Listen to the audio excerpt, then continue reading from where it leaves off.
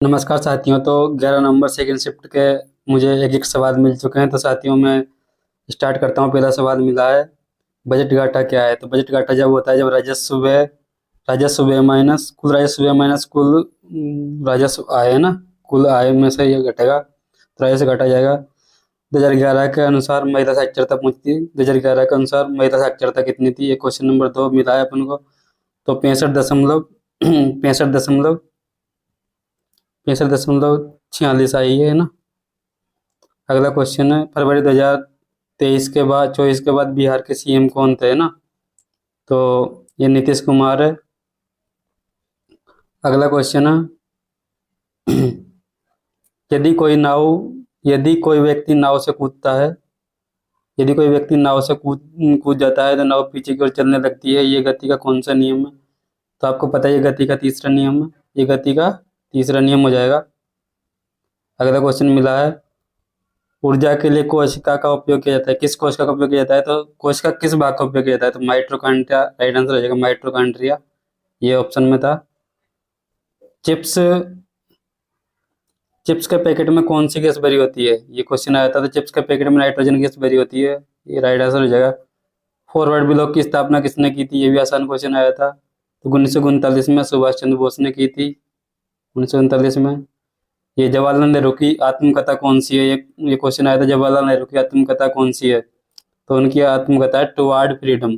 Toward freedom है ना। ये पीडीएफ आपको टेलीग्राम पर मिल जाएगी साथियों। सबसे अधिक आबादी वाला देश कौन सा है।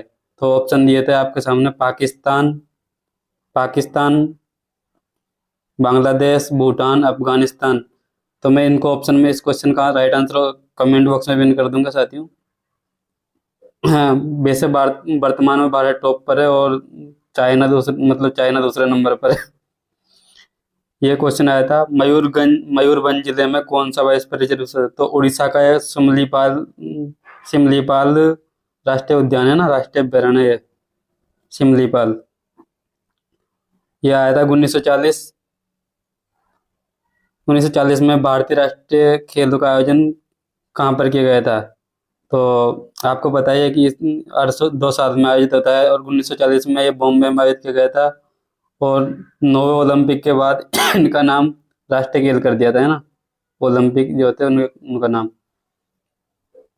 1971 में पद्म भूषण विजेता कौन थे जिन्हें आधुनिक भारत के नर्तक के रूप में जाना जाता है।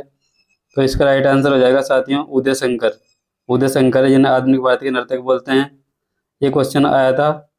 1974 में संगीत में गिनीज वर्ल्ड रिकॉर्ड पुरस्कार किसने जीता है। तो 1974 में किसने जीता है साथियों।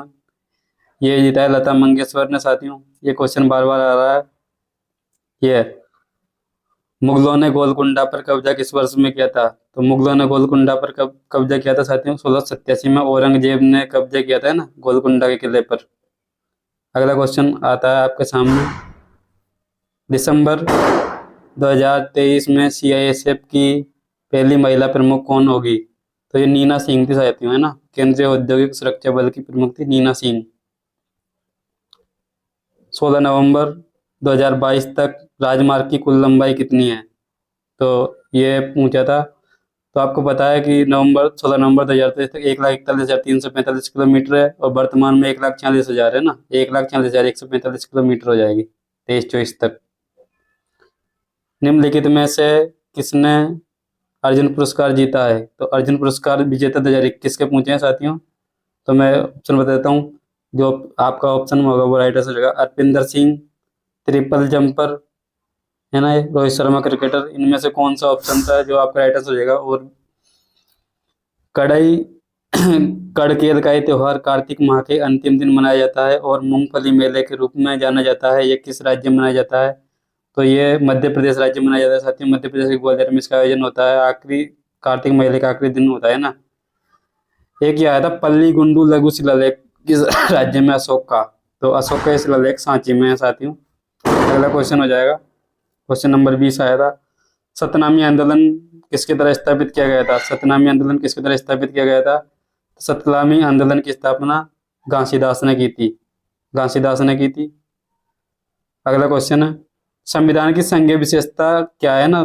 ऑप्शन दिया होता है संघीय विशेषता के बारे में। संघीय विशेषता क्या है, तो मैं पूरी विशेषता बताता हूँ। संघीय विशेषता में क्या क्या है। भारत का देखिए संविधान है, संविधान को सर्वोच्चता देता है।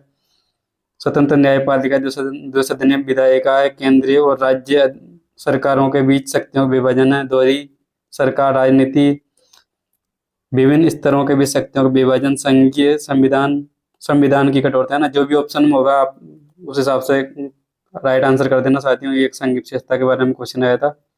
तो धन्यवाद साथियों, 21 क्वेश्चन है जो मुझे एग्जैक्ट मिले हैं। तो ऐसे ही एनालिसिस के लिए मुझे सब्सक्राइब कर दो। धन्यवाद साथियों।